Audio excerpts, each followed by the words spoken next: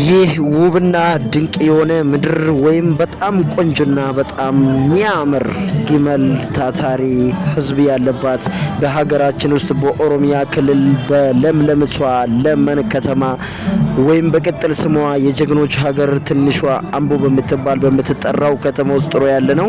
በጣም የሚያምርና በጣም ደስ የሚል ምን ያህል አርብቶ አደር እንዳለ በጣም ደስ የሚል ጊዜን ያሳለፍነው። እስቲ ከኛ ጋር ተከታተሉ። በጣም ነው የሚያምረው። እንወዳቸዋለን። ሼር፣ ኮፒ ሊንክ፣ ሪፖስት እንዳይረሳ።